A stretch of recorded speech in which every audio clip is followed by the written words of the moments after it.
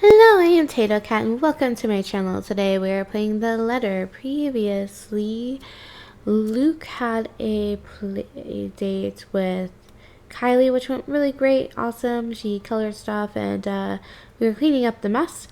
And that's when we found it, the picture of Takako. Dun dun dun! And she looked like the ghost, which, you know, I've been saying since the beginning. What a smart cookie I am. And after all that, Luke started hearing laughing and he went to the ballroom where it was coming from, and then all these people were dancing around him and stuff, and he was like, those look like the people from the pictures. And then he was also like, this is a bizarre delusion I'm having, and ran away after the started like grabbing at him, and he had these memories of some not great stuff happening between whom I assume is Takako, the lady, and perhaps the Lord. Not sure if it's Lord or someone else. But, yeah. Ran away, bumped into Hansi. Hansi's like, you broke your noggin, and we decided to go to bed, only to find Hana is missing, and now we're going to be looking for her. And that is where we left off. Okay, let's continue. One of the guards will find her and bring her here. And what if they don't? What if that woman gets to her first? What if she already has her? That's not possible. If only you knew Hansi. She already does. Kinda. I mean, she's a ghost. A woman. A woman ghost? You can't promise that. There's no second thought as I reach under my side of the bed and pull out one of my knives. One of the knives. How many knives does he have under his bed? Does he have like a whole like kitchen set of knives under his bed? You know, just in case. I have no doubt that the other man can take me on if we were both unarmed. But with this, I can even the field, or at least deter him from escalating the situation and risking hurting either of us.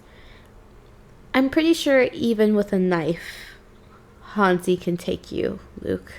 I'm going out there to look for Hana, and you're either with me or you aren't. I'm not risking Hana, and I'm not leaving her alone. Still, like the stubborn mule, he refuses to budge from the door.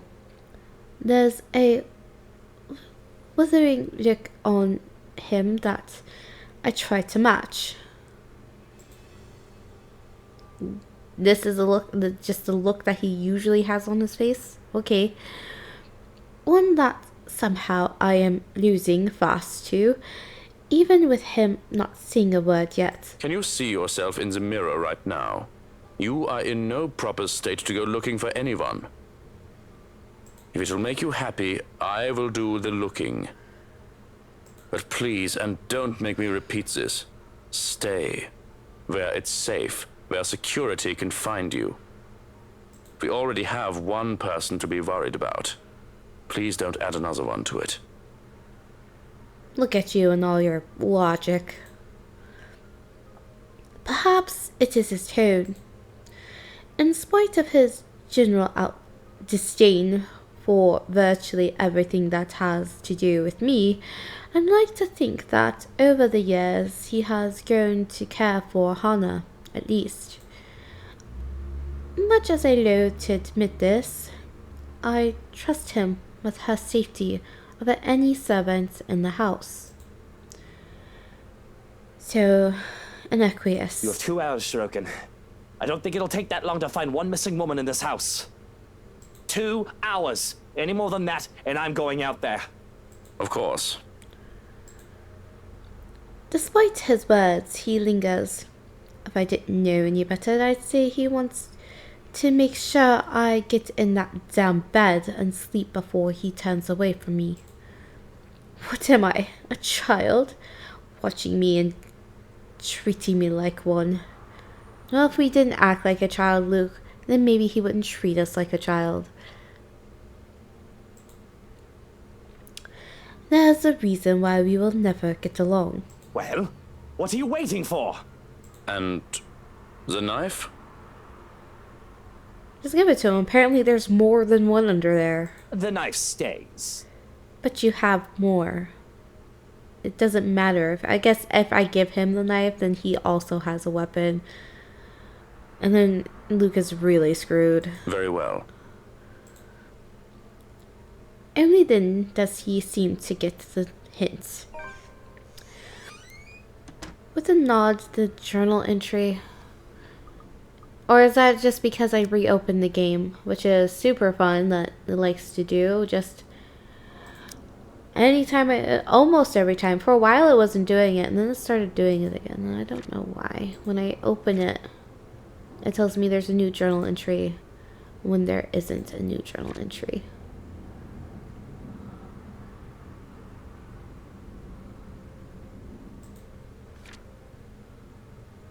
Yep, no, it's a creepy doll.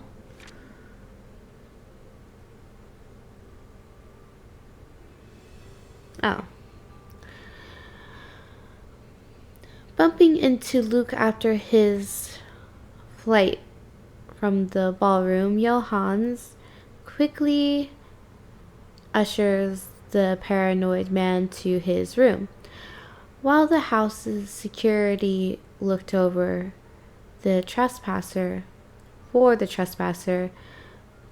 only to be greeted by a room devoid of Hannah, who was supposed to have arrived with the butler. Okay, it was an actual new journal entry. Okay, game, okay. Now, the journal entries at first were like, ooh, journal entry. Now it's to the point where I'm like, journal entry.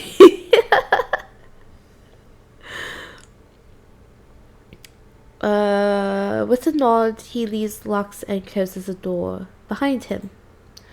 For a moment, I still hear his voice while he gives the guards outside firm instructions. Then a hush as soon as he departs, and his footsteps fade away. One that doesn't quite last. As quickly as the silence settles, lightning flashes across the sky, followed immediately by the loud boom of thunder. And that winker strikes so dangerously close that I can feel the electricity in the air. You're just insulting weather now. Okay. The power goes out not a second later, and I feel as if I'm being mocked by whatever greater power there is. All is deathly still for a moment, but soon the rain starts once again. Far heavier than the light drizzle from this morning, its pitter-patter hitting hard against this place's roof. Despite the noise, I find myself drawn to my bed, exhausted, hoping for a little nap. I'm safe there. I'm safe here. Hannah will be safe too. Shokin will find her, and when I wake, she'll be here. It does not take long. Once my head hits the pillow, in a matter of minutes, darkness claims me. That sounds ominous. Bringing with it laughters and whispers and a twisted love from a time long agone. It's the floaty dream dust. Who are you? Who is that? Stay away! Who is that person?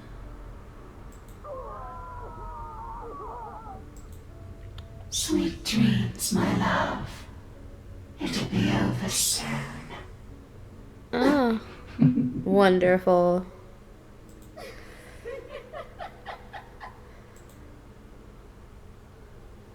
What a lovely dream.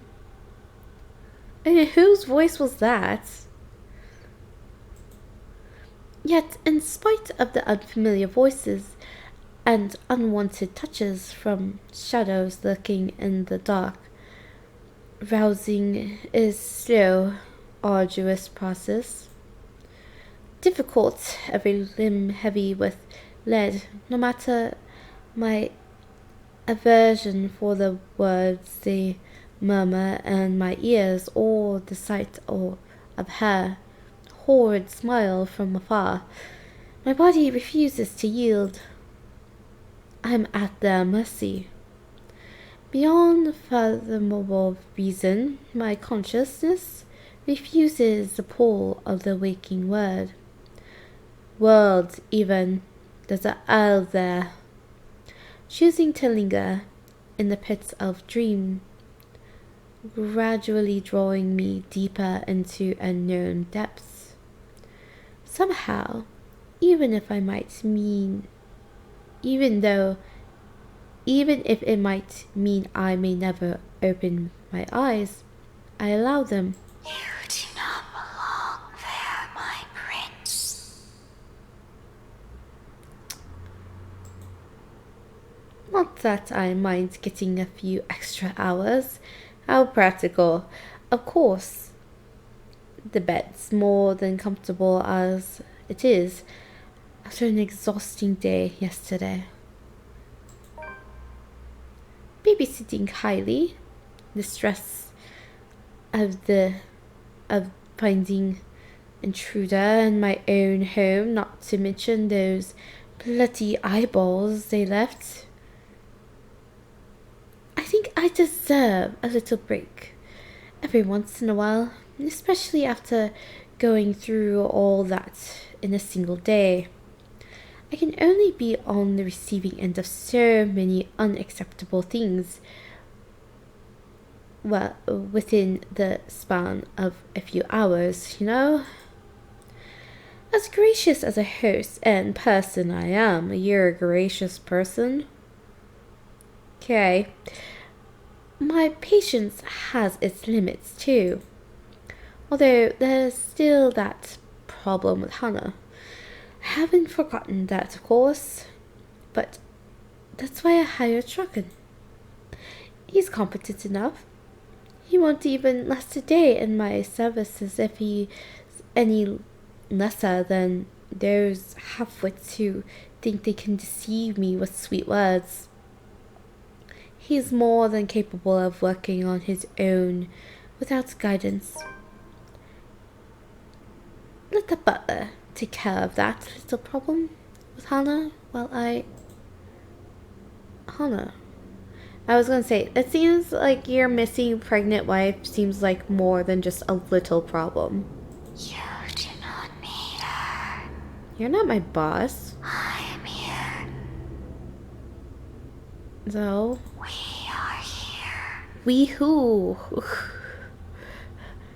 I know it's supposed to be suspenseful, but who's we? We who? We what? This is where your home is. Where you belong. For the blood we share. What blood? Come back to us. How long has it been since... Johannes has never taken this long before. Surely there should have been an update by now, right? So why isn't there? Because he got taken out by a rolling pin and a stun gun. Please don't go. Bloody hell, the cretins I've surrounded myself with. And isn't that enough of a reason to force myself out of bed? As it has always been the case.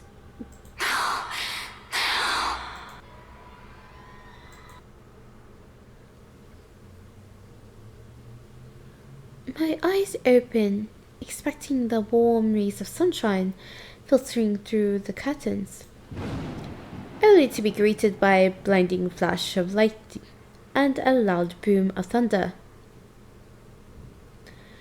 That sounded nearly too close to my ears.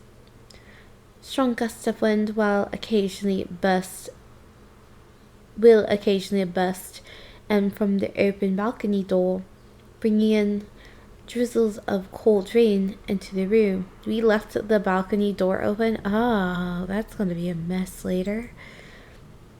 I must have left it open earlier before dozing off.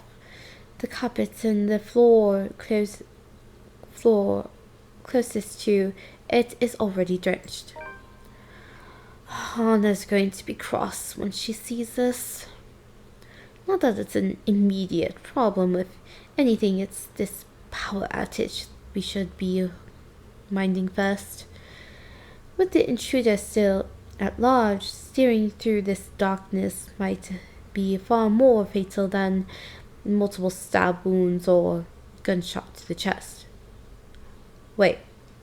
So he's saying wandering around in the dark is more fatal than multiple stab wounds and a gunshot to the chest. The gunshot to the chest seems pretty fatal. Wandering around in the dark might be fatal, but not nearly as fatal as getting shot through the heart, which is easier to do when you can see. So, yes, dangerous, but I think saying it's just as dangerous is a bit of a hyperbole. Oh, great. The power's still out. That is exactly what I need right now. Yes. It's the storm, of course. I should have moved back to the penthouse to weather it in much more comfortable setting. Already I can hear the creak and groans of this old place as rain beats against the windows. Johans! Has someone been sent to check the circuit breaker yet? He's kind of busy. For one, you don't know this, but he's passed out and handcuffed to a bed. 2, he's supposed to be looking for Hannah, which you do know. No answer. Johans? Silence. Schroken! Someone! Anyone? Still nothing, and my cordial mood is quickly dissipating. Where are those idiots when you need them? That was his cordial mood. It's really a wonder why he hasn't fixed this yet. Was I really out that long? Can't be, it has only been a few hours after midnight. At the time on my wristwatch is anything to go by. Unless I've forgotten to change it again after the last overseas trip a month ago. Though the delay is understandable if he went looking for Hannah, as he promised. But bloody hell, my safety is also at stake here. Cursing as I stay still, letting my eyes try and adjust to the darkness while my hands fumble for my slippers. If that butler isn't going to fix this, I may as well order the security posted outside to do it. It's probably just a blown fuse. Anyone with a brain can repair one. Grabbing my jacket and with footwear finally on, I make for the door. Although it hasn't in haste, I pause briefly when a gleam catches my eye on one of my drawers, underneath the cutter I've yet to organize. The muzzle of a gun peeks out. Hannah has never openly commented my possession of it, but I know she does not approve of it, knowing the bloody firearms policy in this nation. Of course, I've not found much use for it in 7 years we've been together. Otherwise, she would have already had it thrown out years ago. Doesn't mean it won't be useful right now. Without second thoughts, I seize it, sending the stuff piled above onto the floor. Whatever. I'll get to it later. This blackout problem should be resolved first.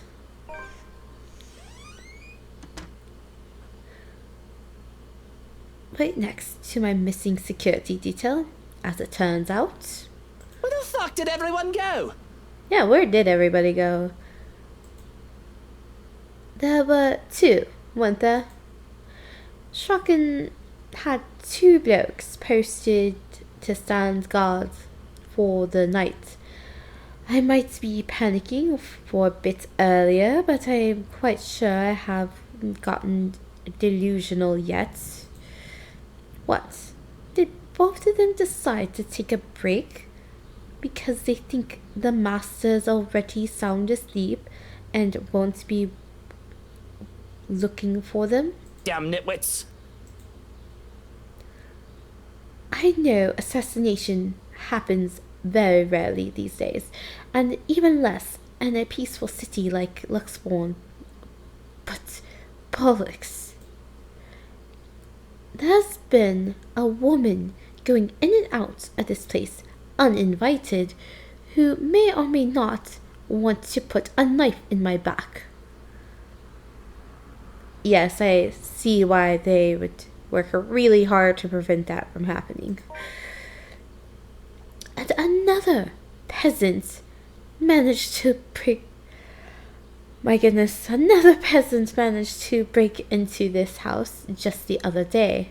Not a peasant. Isn't that enough reason to stay on alert? I'm fairly certain Shotgun won't just enlist their help just for this power outage, only to leave me unprotected. We have a difficult friendship, so to speak, but I doubt that man is an opportunist. I'm holding the lives of his family in my hands after all. So, Luke just kidnaps his family, like, Hans probably doesn't care about his mom. Does that mean, like, he kidnapped his husband? Well, it explains why he's working for us. His loved ones are in Luke's hands. Wonderful. Luke is such a lovely person. He knows what I'm capable of doing. He's not stupid enough to do anything that will endanger them and save only himself. So, where then? Only my footsteps echo along the dark passage, and I am left gripping the handle of my pistol for some sort of comfort. Without proper lighting, and with this storm still again raging outside, the stories I've heard about this place seem to have some truth to it. Some. If I'm reaching and wish to entertain myself for a bit, I'll say there might be ghosts whispering in my ears, calling. Of course, it's just the wind and trees rustling outside. Famous last words. Nothing good will come of allowing these thoughts to linger when problems are piling up in front of me one after another. Especially with what greets me once I get to the foyer. Journal updated.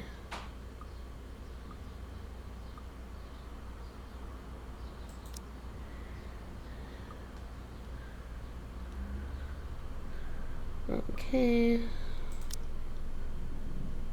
See, it just seems a bit excessive, you know, the journal entries. It's a lot of journal entries that just kind of happen one after another.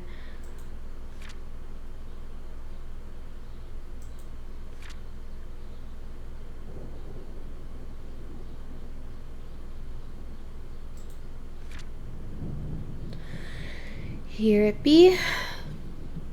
Luke Wright woke up to the storm raging outside, and with his whole house eerily quiet. Power was still off, and his butler was nowhere to be found, even when called. Taking his gun with him, he went out to investigate in the foyer of his own home. And in the foyer of his own home, ... we know what happens. We were just playing Ash's route not too long ago. Though in its dark, the large windows illuminate the area much more easily than any of the other rooms. And from where I stand at the top of the stairs, I can easily make out their forms, recognize them even. It's all gone crazy when these intruders come into my house. I'm no stranger to a cop playing dirty. The smart ones knew that neither life nor criminals are going to play fair. But Lily, the estate agent, she doesn't seem the sort, and Daisy too. What will Kylie think of her, Miss Pink, if the poor tyke finds out about this? Not to mention Mint. Hannah trusted her. I trusted her to be professional, at the very least, for fuck's sake. Well, to be fair, she was locked up in your basement, bro. Well, well, what have we here? If I were any less sober, I'd say this is the beginning of a joke. Bloody trespassers. What's wrong with these people? Did they really think I'll be fine with them walking into my home like this? What are they even doing here?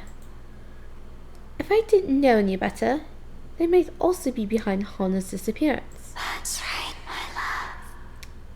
Oh great, murder voices are talking to us. They must have a motive. Make them pay. And it better be a good one. For all the wrong they've done to us. What wrong have they done to us?